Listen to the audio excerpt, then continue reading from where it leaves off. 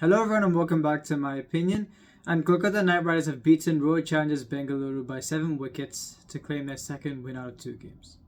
On the 11th of both sides, starting off with the Royal Challengers Bengaluru, they went with the same side they went with in their previous game. And for the Kolkata Knight Riders, Nitish Rana wasn't able to take part in this game, I think, because of a finger injury picked up in a pre-match fielding session. Therefore, Anukul Roy was included as the extra bowler. Apart from that, there was no difference to the side they played against the Sunrisers Hyderabad.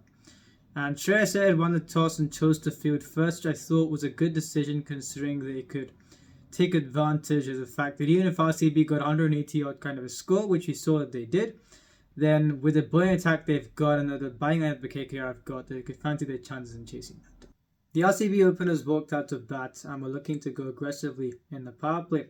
The first wicket to fall was out of Fafti Pasi, where he played a brilliant shot off the bowling of Harshit Rana the previous delivery, and the next one he threw his wicket away. This adds to his inconsistent run that he's been going through since last year's IPL. Didn't have a great CPL or the T10 and then a middling SA20 recently. RCB fans will be hoping he'll get back into a consistent run of form, as apart from Virat Kohli and Dinesh Karthik, the other batsmen on the side aren't performing optimally on a consistent basis. RCB got to 61 for 1 in 6 overs via Cameron Green and Virat Kohli looking to play their shot in the power play. Now, I'd said when I was reviewing their game against the Punjab Kings, even if they'd got 40 odd for 1s at this venue, it's okay. You set things up in the power play for the first 10 overs or so, you get to maybe that 90 kind of a score in 10 or 11 overs, and then you can look to at least double your score. So 61 for 1 in 6 overs, you've convincingly won that passage of play in my view. Runs weren't as easy to come by after that point, but Cameron Green, yes, he'd scored 33. I thought he capitalised against the loose balls, and generally it was a bit of a scratchy innings. He was dismissed by Andre Russell, where the ball was bowled at the pads and it ricocheted and hit the stump. So disappointing dismissal from Green's perspective. And I'd said in the RCB versus Punjab Kings game, where at the end of the 11th over, the last ball of the 11th over, Liam Livingstone hit a 6 to take the score from 86 to 92. The Punjab Kings are 92 for 2 in 11 overs, and I thought they were on course to at least double their score. And that was after RCB had dominated the 11 overs from a bowling perspective. And in this case, RCB were, I think, 87 for 1 at the end of 11 overs, and from 88 to 94, Kohli had hit a 6. So the score was still at a good point. I thought 94 for 2, where they could look to at least double their score from there. Glenn Maxwell, who had a few lives in his innings, I think 3 in his innings of 28 off 19, were dismissed when the score was 124. And from this point onwards, I thought the tactical mismanagement from RCB's point of view made life harder for them in the last 6 overs of the innings, where you've sent Maxwell out at 4. You cannot then send out Rajat Paidar out of position where he's not a power hitter. Virat Kohli in the middle phase innings, yes, he does slow down usually, but he wasn't getting his timing, especially when the slow deliveries were being bowled. So, especially if you send out someone who's not a power hitter out of position, I thought it would be putting more pressure on Virat Kohli, and it did do so. Paidar scored 3 of 4. Anuj Raj was also sent out wrongfully. He's not a power hitter, 3 of 3. So, you've got 6 of 7 there. When someone like a Dinesh Karthik, who we saw the innings, he played 20 of 8. Had he had one more over to go, or one more over to face, so if either Kohli or Karthik had those deliveries to face, then RCB could have got a bit more. I'm not saying that was the reason why they lost the game, but it's just a case where the tactical mismanagement at that point in time was why the last few overs, they created a few problems for themselves. 182 for 6 on a slow surface. I thought with this attack, it would be quite difficult to defend the score, especially against the KKR bang lineup. But I thought they should at least get 195 to 200 based on this attack. They didn't do that, but the tactical mismanagement at the end was also a reason why things didn't go well for them in the last ball. On the KKR bowling card, Harshit Rana 2 for 39 in his 4. And Anukul Roy, we've seen captains do this, where I think the reason why he could have only bowled 2 overs is that this RCB bowling lineup is quite right-handed dominant, and I'm not saying this is the right way to go at all. Maybe they thought I don't want to bowl, no, the captain thought he doesn't want to bowl the right-arm off spinner to a right-handed dominant side, which I don't agree with, because especially on a slow surface when a bowler is only given 6 runs in his 2 overs, and an RCB side where a few of the players aren't as good against spin. So I didn't think bowling him for 2 overs was a great move. I thought they should have bowled him more. Sunil Narayan, an uncharacteristic innings for him on a slow surface, 1 for 40 in his 10. And Andre Russell, with the pick of the bowlers, 2 for 29 in his 4, where he mixed things up well between the quicker deliveries and the slow deliveries. He bowled the quicker ones at about the mid 130s and the slow ones at the 115, 16 kph mark. So since his international comeback, he has been looking like a player on a mission to do great things. And in this innings, we saw what he did with the bat in the previous game. I thought he bowled very well in this innings. And another off day for Varun Chakravarti, going for 20 runs in his 2 overs. Mitchell Starc, he's gone for 100 runs in his 8 overs thus far and not taken a wicket. I'm not surprised by this because we've seen for quite a while now, he's not been the greatest of form across formats, but he is a leading bowler for them, so we'll have to come good at some point. And in Virat Kohli's innings, where there's been a bit of talk as to the fact that he couldn't get the timing that he wanted to, especially when the bowlers are bowling the slow stuff, especially in the last ball, they bowled things quite well. Even though he couldn't get his desired acceleration, even though he struck at 140. If you're looking at this batting card, Cameron Green, a scratchy 33, Glenn Maxwell, a reprieve-filled 28. Only Dinesh Karthik played an innings where he looked in control.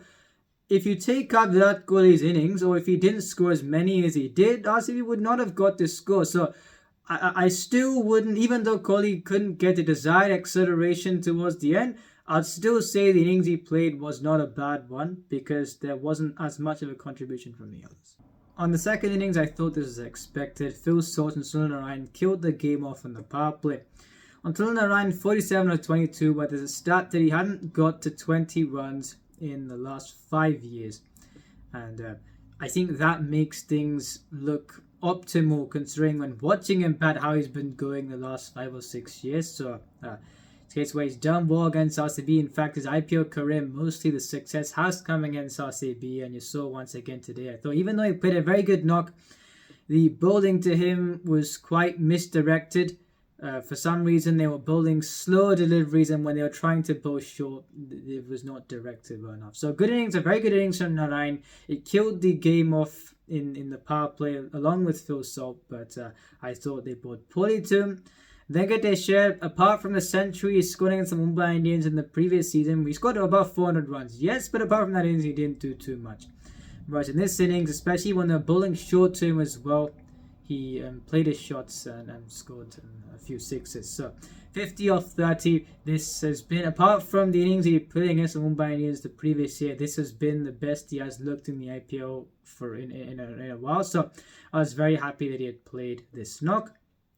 Shreyas Iyer looked scratchy at the start. I was looking forward to him scoring runs because there's been a lot of talk around how he goes against certain types of bowling when I think it's quite overplayed. 39 off 24. And I think sending Sunil Narayan, and unfortunately I would be saying this, sending Sunil Narayan to open the batting we've seen was not a tactical ploy for this game. Especially when Nitish Rana was in the side the previous game. He's had to bat at 5 even in the previous season, which I think is a criminal underutilization of his talents. He's averaged above 40 at number 3, and I feel Venkatesh Iyer should open the batting ahead of Sunil Narayan. But since he has played this knock, it's got them the win, yes. But even if he hadn't played this knock, I feel KKR would have still won the game. But I hope this doesn't dilute what their plans would be going forward, even though we saw in the previous season, unfortunately, Narayan was opening ahead of the more out-and-out batsman. And in the end, a dominant win for KKR. I expected this to happen, and they've won 2-2, so very good from them. On the RCB bowling, during the power play, I'd said after the game against CSK, where he went for 38 runs, he bowled well in the previous game, but based on what Mohammad Siraj has done in this format and given his temperament where he has to lead an attack that is not optimal, would he be a bankable option? No, he wouldn't. I thought that things wouldn't go well for him today, where In the second ball of the innings, he drags the length back against Phil Salt. The ball doesn't rise up enough. He gets hit for 6 over the leg side. And the same over, ball's wide out, slow and wide outside off, gets hit for boundaries. And it's not a surprise because in the previous season he was brilliant, but I thought it was the optimal season, probably the best it could have been. He's got all the skills. We even saw during the World Cup as well. As long as he's got a temperament that is meant that he's been found wanting, where when the batsmen do attack him or when he does get it wrong from the start, has he been able to bounce back? No, he's kind of went through the motions a bit whenever he has gone for runs at the start. So I knew the moment Phil started hitting a few boundaries, that would just be about that. Just the other way, he's bowled well the previous 2 games, an off day in this one. I thought it was ordinary from whoever was responsible to. I think during the second over, they had played the Rinku Singh over from the previous season when Dale was playing for Gujarat, and coincidentally he bowled a wide over that went over the keeper's head, and then in the next delivery and gave a 4 after that. So I think it was ordinary from whoever was responsible. Azari Joseph, once again, the lack of application. When you got 2 bowlers, Siraj and Azari Joseph, who are prone to a lack of application, and especially Joseph on a consistent basis on these type of services, things aren't going to go well for you. When he bowled to Narayan, he was looking to bowl short, but the ball didn't rise enough, and at times when he was bowling full as well towards the start, and he went for runs.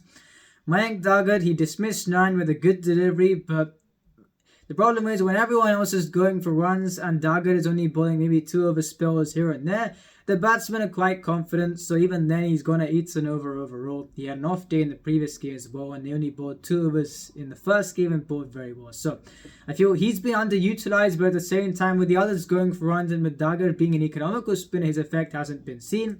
Vijay Kumar, I was very happy that he had gone well in this game. He's had a fantastic domestic season with ball and bat. He was the one bowler in terms of the seamers who was looking like he knew how to bowl on the surface. And 1 for 23 and 4, and everyone's been receiving a pasting. It was a fantastic effort. Cameron Green had said 2 overs, 19 was sure. He surprisingly went for 7 in his 1 over, but he didn't get bowling apart from that. So a poor bowling effort from RCB, an expectedly poor bowling effort. I'll say this again, you cannot strengthen this bowling more. You've seen the local seamer how it will go. Is Azari Joseph ever going to be 1 for 23 and 4 bowler in India? No, he's not. Will Jack should play ahead of Azari Joseph. They won't do that. They'll play Lockie Ferguson, they'll play the Reece Topley, and unfortunately they'll play Tom Curran. They'll lose a few games, and by the time they look to play Will Jacks, there maybe 5 or 6 games would have passed and their season may be slipping away from them. So an expectedly poor bowling performance from RCB and KKR. They've won 2, and let's see how things go for both these guys in the future. If you enjoyed this video, please like and subscribe. Please share it with your friends. Remember, this is my opinion. What's yours?